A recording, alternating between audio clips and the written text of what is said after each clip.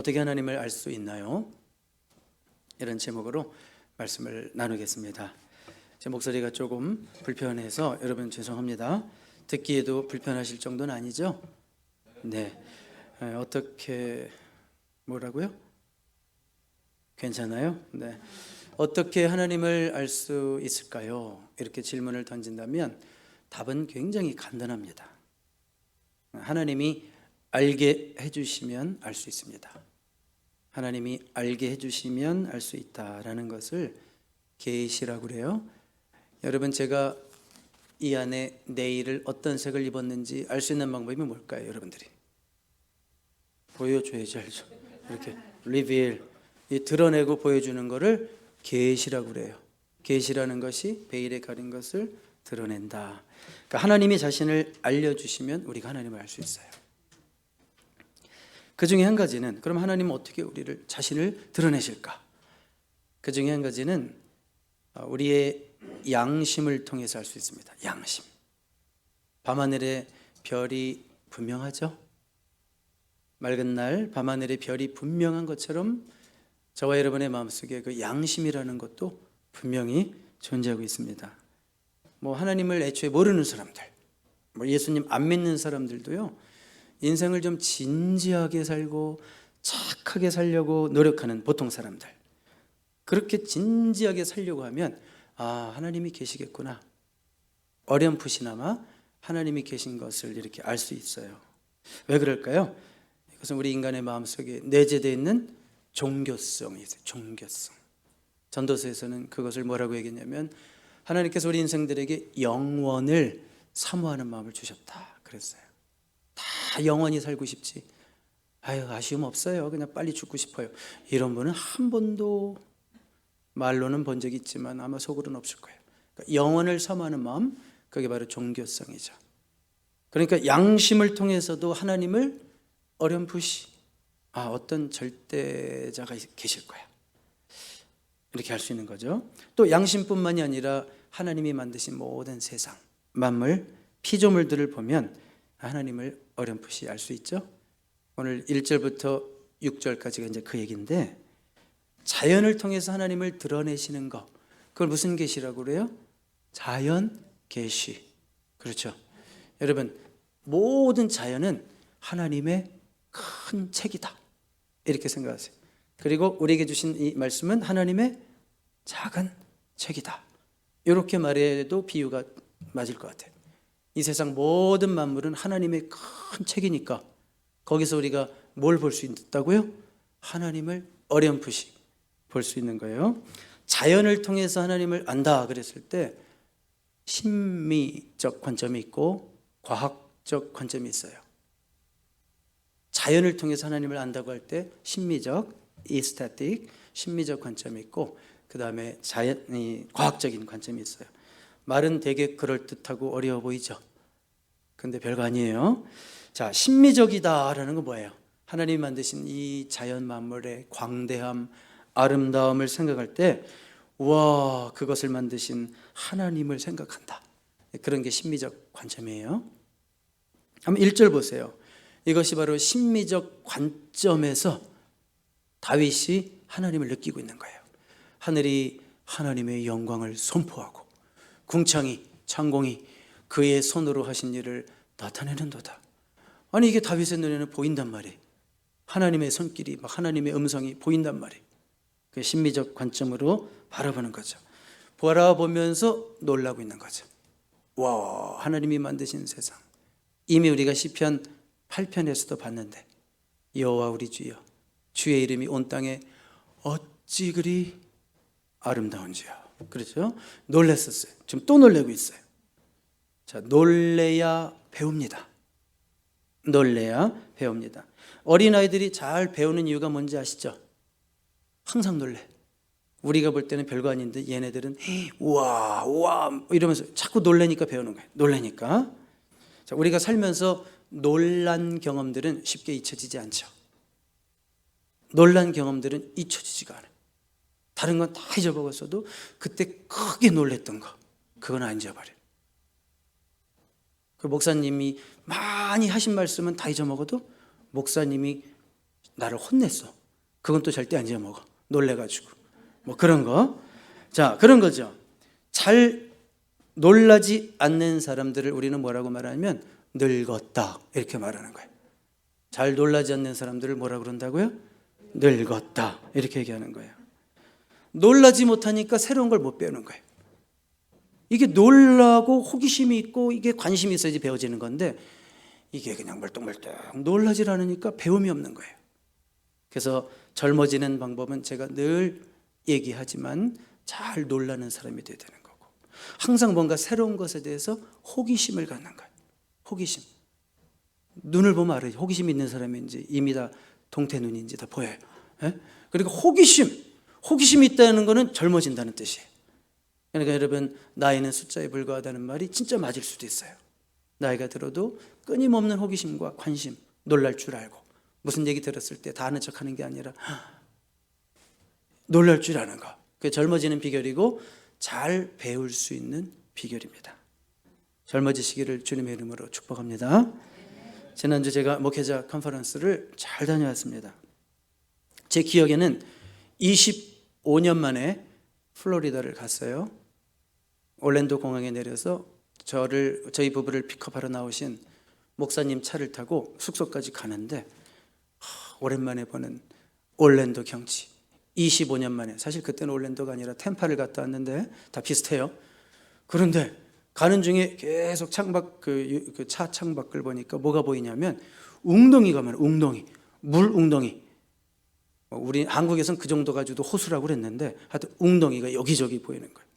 그래가지고 저는 그냥 눈을 크게 뜨고 혹시 악어가 있을까 계속 쳐다보는데 결국 못 찾고 숙소에 도착했어요. 자, 우리가 사는 이 라스베가스 사막 지역과 다른 그 어떤 새로운 느낌, 그냥 좋았어요. 무조건 좋았어요.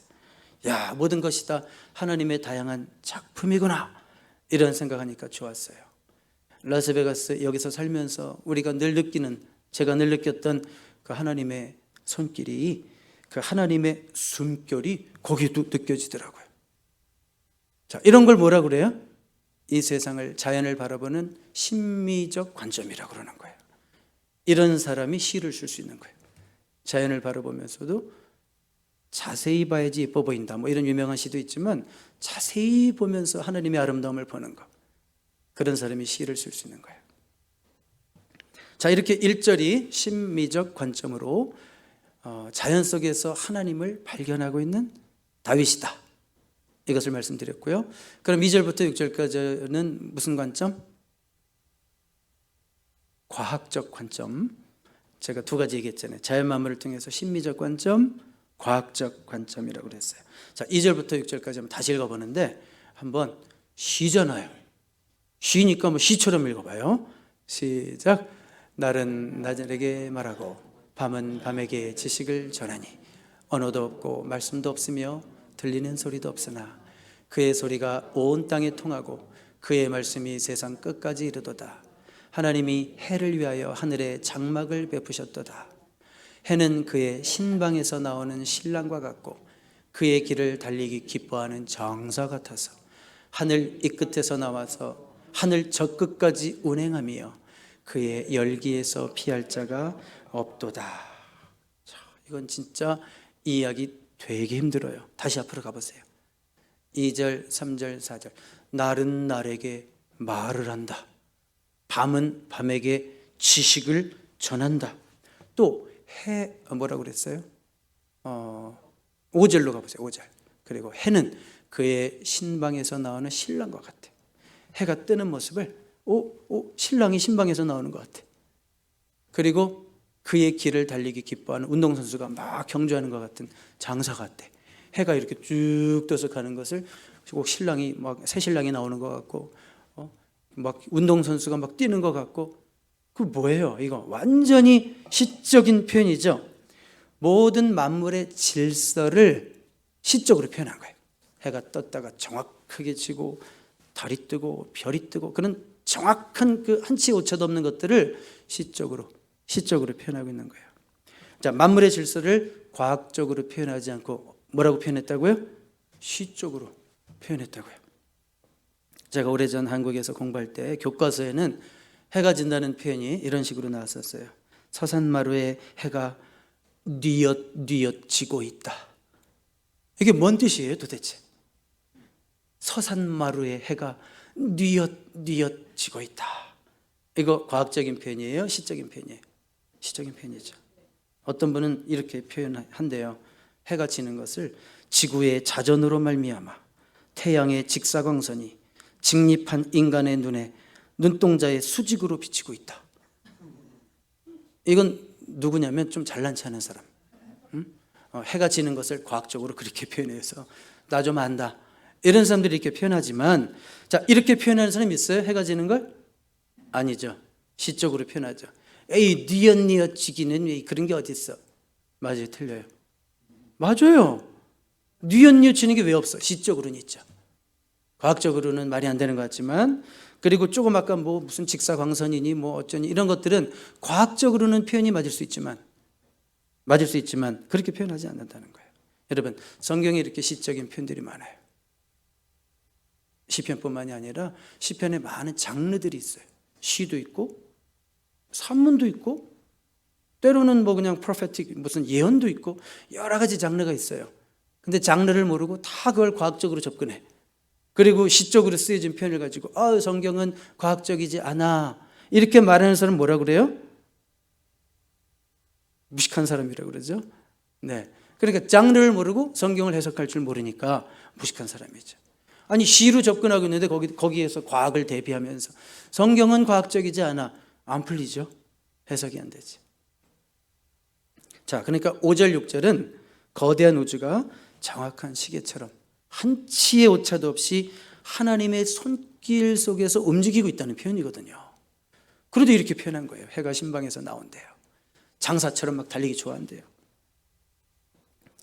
자, 이 표현을 볼 때 누군가 계획을 갖고 만드셨구나. 그것을 분명히 다윗은 느끼고 있는 거예요. 누군가 계획을 갖고 이 지구를 만드시고 우주를 만드셨구나. 그걸 다윗은 느끼고 고백하고 있는 거예요. 다 그렇게 느끼고 고백하던가요? 아니죠. 아니죠. 설익은 얼치기 과학자들은 우주 만물을 연구하면서 뭐래요? 하나님 어디 있어? 이러면서 도전하죠. 그렇지만 정말 학문에 깊이 젖어서 대자연의 천리를 깊이 깨닫는 사람은 한결같이, 거의 한결같이, 그래, 뭐 하나님이라고 부르든 어쨌든 절대자가 계시긴 계셔. 왜냐하면 그래야지 우주가 설명이 되거든. 과학이 깊어지면 깊어질수록 설명이 안 돼. 항상 딱 이게 안 가, 더 이상 안 가. 그렇지, 절대자가 계셔야 되는구나. 설계자가 있구나. 최초의 설계자가 이렇게 만드셨구나. 인정할 수밖에 없다는 거죠. 여러분, 20세기 최고의 과학자 그러면 누구를 생각합니까? 여러분이 먹는 우유에도 있고 요구르트에도 있고 누구를 생각합니까? 아인슈타인을 생각하죠. 그럼 아인슈타인처럼 하나님의 존재를 인정할 수밖에 없다는 거예요. 최고의 과학자는 하나님의 존재를 인정할 수밖에 없다는 거예요. 4년 전에 타계한 21세기 최고의 과학자는 여러분 누구를 알고 있어요? 스티븐 호킹? 그렇죠. 스티븐 호킹은 철저한 무신론적 관점에서 과학을 연구한 사람이에요. 철저한 무신론적 관점에서. 그런데 그가 죽기 전에 딴소리를 했어요. 딴소리를 했다는 기사를 제 아들이 몇 년 전에 뉴스로 보고 저에게 전해줬던 것을 저는 기억하고 있습니다. 뭐라고 얘기했냐면, 스티븐 호킹이 뭐라고 그랬냐면, 논리적으로 따져도 신이 계셔야 옳다. 그러니까 지구상에서 머리가 제일 좋은 그 사람이 논리적으로 따져도 신은 계셔야 옳다. 이렇게 얘기했어요. 이 말을 저에게 전해준 사람이 누구라고요? 엔지니어링을 전공한 제 큰아들. 허튼 소리 안 하겠죠? 엔지니어링 전공했으니까. 네. 자, 그러니까 분명한 것은 하나님이 계셔야, 창조주가 계셔야 이 우주의 삼라만상 돌아가는 모든 것들이 최고로 잘 설명이 될 수 있다.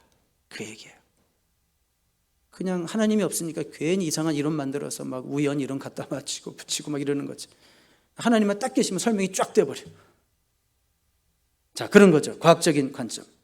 심미적인 관점이든 과학적인 관점이든 하나님의 존재하심을 알 수 있다. 그런데 완전히 알 수는 없다. 그냥 어느 정도 알 수 있다. 어렴풋이 알 수 있다. 그런 얘기예요. 그래서 자연 계시에는 한계가 있죠. 그래서 이제는 하나님이 자신을 드러내 보이시는 방식 가운데 더 구체적으로 자신을 보여주시기 위해서 우리에게 주신 것이 뭐예요? 하나님의 말씀. 이건 특별 계시라고 그래요. 특별 계시. 기독교의 기본 진리라는 책을 통해서 자세하게 배웠던 기억이 나시는 분도 있을 거예요.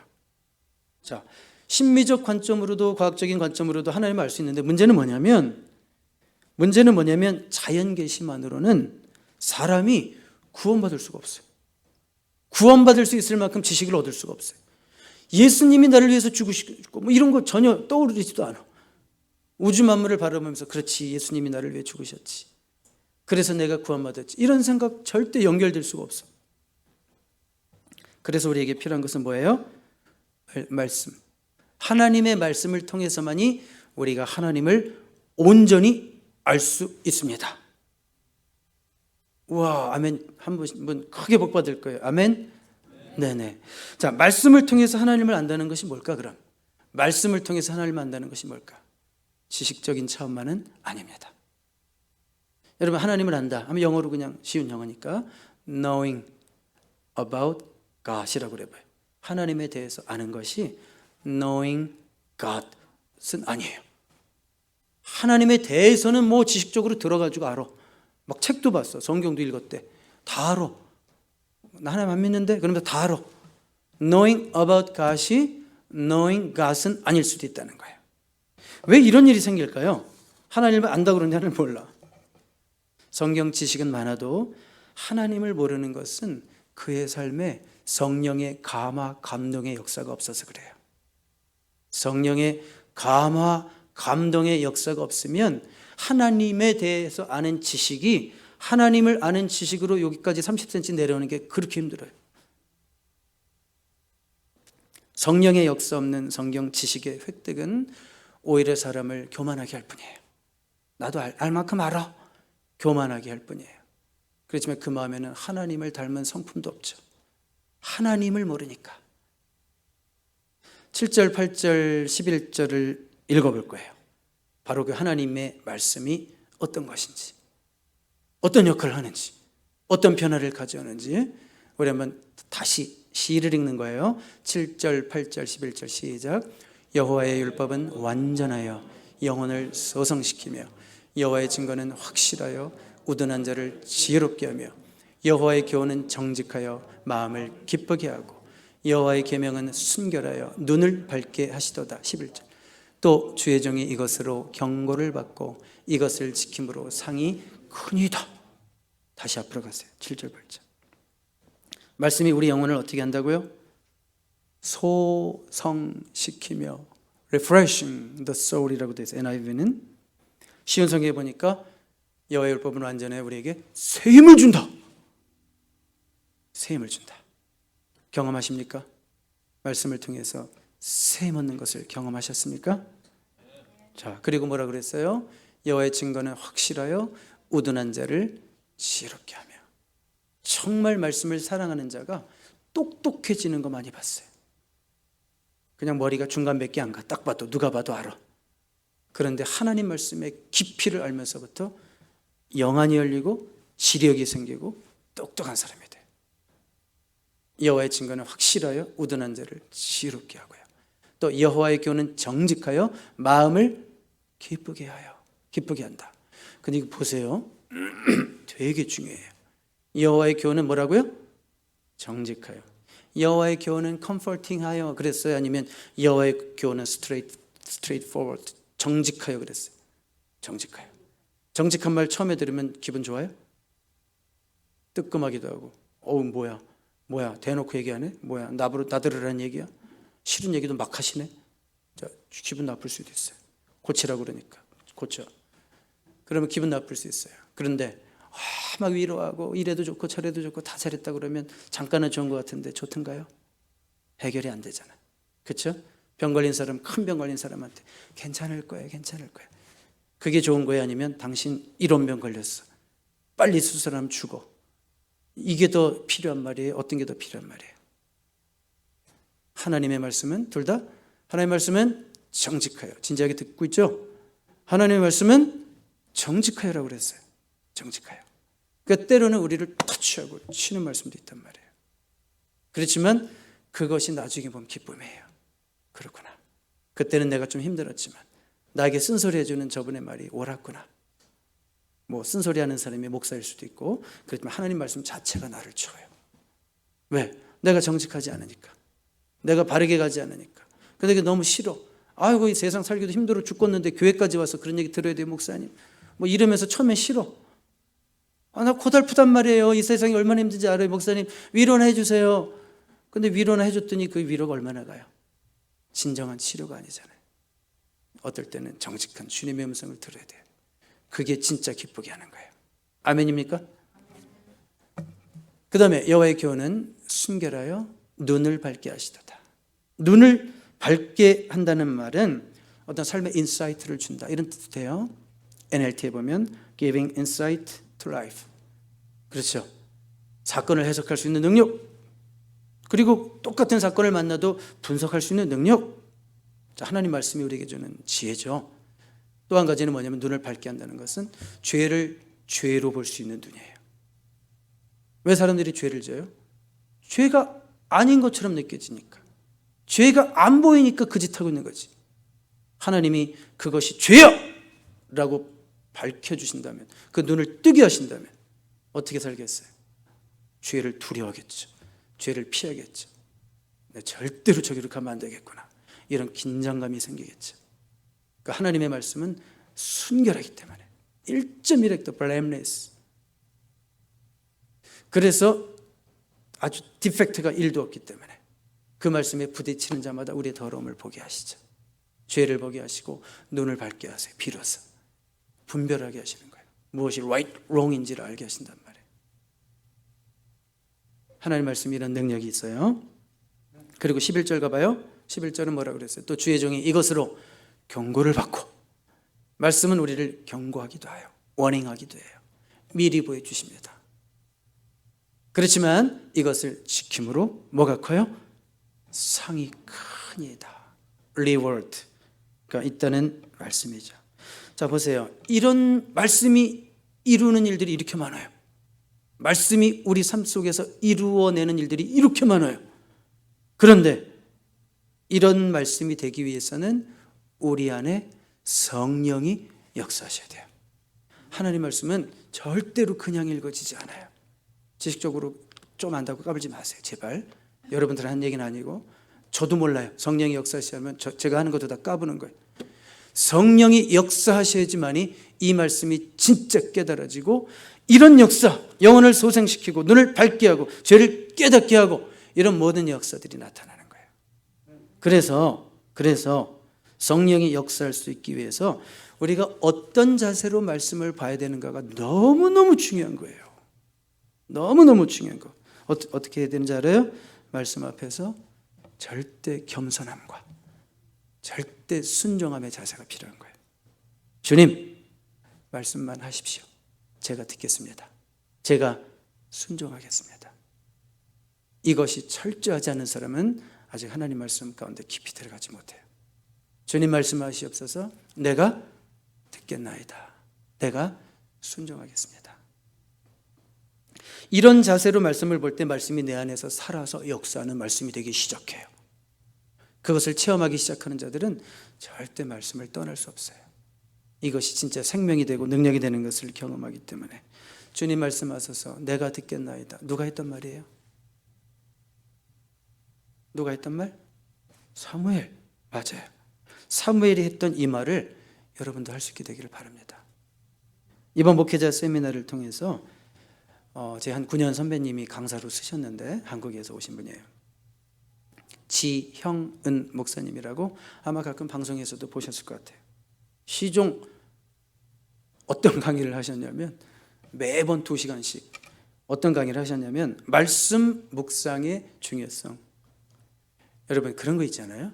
세미나를 딱 갔는데 꼭 어떤 생각이 드냐면, 이틀쯤 지나니까 이 세미나는 나 한 사람을 위해서 준비했구나, 이런 생각이 들어요.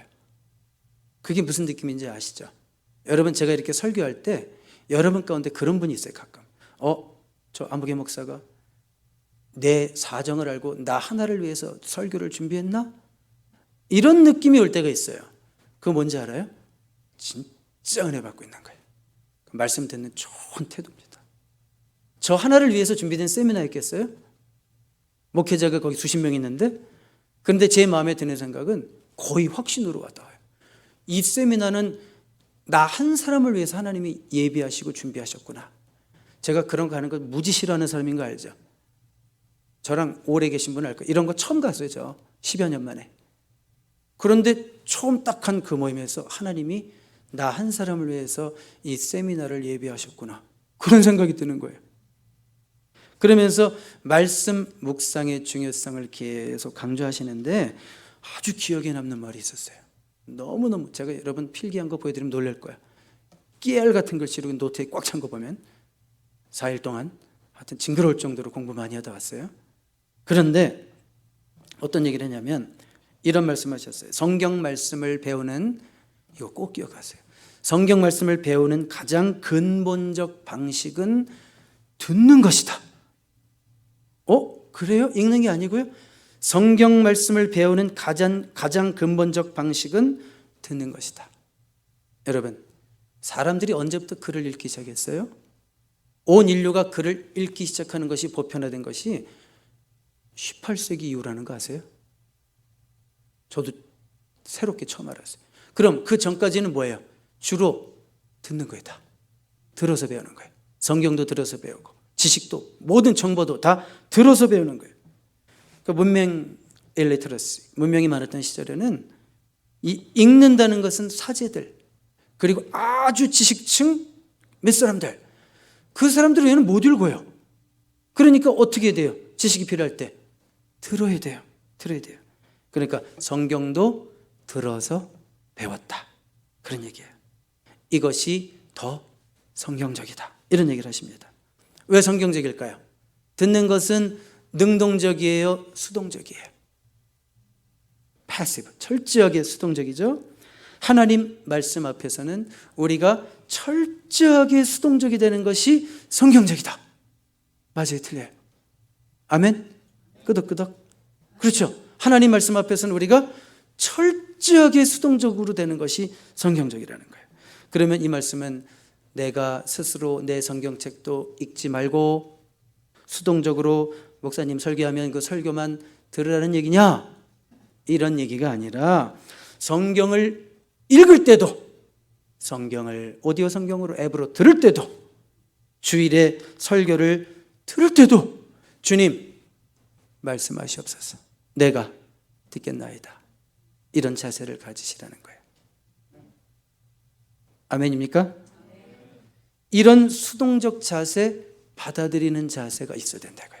하나님 말씀 앞에서. 너무너무 감동받았어요. 단 거 다 잊어버려도 성경 말씀을 배우는 가장 근본적 방식은 듣는 것입니다. 여러분의 이성, 생각의 교만을 다 내려놓으세요. 하나님의 말씀 앞에 내가 순종합니다. 귀를 기울입니다. 듣습니다. 말씀만 하십시오. 내가 듣겠습니다. 내가 순종하겠습니다. 마틴 루터의 종교개혁 이후로 개신교는요, 성경 묵상을 참 강조합니다. 성경 뭐라고요? 묵상. 여러분, 성경을 묵상하십니까? 묵상은 눈을 감고 정신이 몽롱해지는 것. 맞아요, 틀려요? 맞아요, 틀려요? 9월 4일 저의 설교를 듣고 아직까지 혹시 기억하시는 분이 있다면 이런 말을 기억하실 거예요. 묵상은 이성적 작업이다. 묵상이란 말씀의 내용이 과연 그러한가 생각하며 진지한 관심 속에서 낮은 소리로 계속 읊조리는 것이다. 과연 그런가? 그런가? 생각하면서 합리적인 생각을 하는 거라고요. 그러니까 묵상은 눈을 감고 정신이 몽롱해지는 것이다. 맞아요, 틀려요? 틀려요. 어떤 분은 그래요. 목사님, 성경 읽기도 힘들어 죽겠는데 성경 묵상을 어떻게 해요? 그냥 저는 주일에 목사님 하시는 설교나 한 편 잘 들을래요. 이렇게 말하는 사람 있어요, 없어요? 있어요. 뭐가 없어요? 없긴. 50점. 그 사람 50점. 왜 50점이나 줬는가? 주일 설교 한 번도 집중해서 안 듣는 사람이 있거든요. 그 사람 몇 점? 30점. 왜 30점이나 줬을까? 듣지도 않으면서 그래도 앉아있어. 나와서 30점. 자, 그럼 100점은 누구예요? 성경을 묵상까지 하는 사람 100점. 자, 이성적 작업이라고 그랬어요. 그럼 묵상을 어떻게 해요? 목사님, 묵상을 어떻게 해야 되는 거예요? 성경을 펴놓긴 했는데 묵상을 어떻게 해야 되는 거예요? 세 가지 질문을 던져보세요.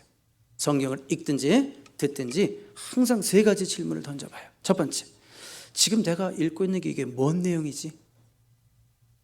literally, 문자적으로, grammatically, 하여튼 뭔가 문법적으로 뭐든 내용적으로. 더 능력이 되는 분은 historically, 하여튼 뭔가 이게 도대체 그 시대에 무슨 말씀을 하고 있는 거지? 누구에게 뭘 말하고 있는 거지? 객관적 내용을 먼저 알아야 돼요. 묵상하기 첫 번째, 이 본문이 뭔 내용이지? 웬만하면 알 수 있죠. 근데 모르겠다. 그때는 ask 누구? 패스터, 목사님에게 물어보는 거예요. 그럴 때 목사 괜히 월급 주고 세워놨어 여기? 그럴 때 써먹어야지. 그렇죠. 자, 그 다음 두 번째 질문. 그렇다면 이 성경 내용이 나에게 지금 뭘 말하고 싶으신 거지? 이렇게 물어봐야 되는 거예요. 처음에는 거기까지 가면 안 돼. 처음에는 이 성경이 무슨 내용이지? 두 번째는 그런데 이 내용이 나에게 뭘 말씀하는 거지? 세 번째 질문. 그럼 나는 무엇을 고치고 무엇을 행하고 어떻게 살아야 하는 거지? 이렇게 물어보면 되는 거예요. 그게 묵상이에요. 그게 묵상 작업이에요. 이거 제가 만든 거 아니에요?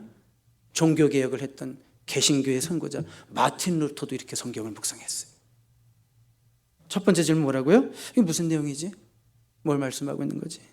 두 번째, 이 내용이 나에게 뭐라고 얘기하고 있는 거지? 세 번째, 이제 알아들었어. 그러면 뭘 고쳐야 되고 뭘 행해야 되고 어떻게 살아야 되지?